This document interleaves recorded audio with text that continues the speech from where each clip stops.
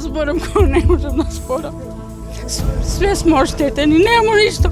Нема ни да се облечемо, ни да јадемо, ни ништо. Еве све е понадвор, внатре као. До колена нема ништо. Ништо нема што.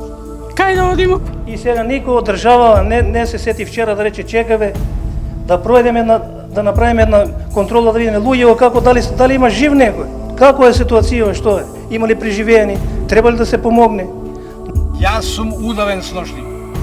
Јас живеам нов живот после 70 години. Не разбирате? Што да кажам? Останавме без ништо. Немам зашто да доаѓам. Ова дека не се исчисти, дека нема шанси човек да живее. Све е лом, значи све е лом, све е надвор, спални, кујни, кров ни падна, све. Вистината да се види, не овде нема ништо, ова не е ништо. Значи вистината да се види што е. Вистината, а не сите се собираат тука главни доаѓаат, двомашна, дојдете да видите како се чисти, како се работи, како живее. Дојди да видиш што се направи. Дојди. Снимајте на ово, не го снимајте тој кошарва. Гледајте тука, сте оставени сами на себе, 3 дена, а ништо од вас. Да не ги пуштиме, тишина! Организацијата е нула.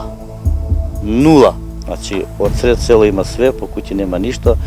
Војска има, помош има, по куќи нема ништо.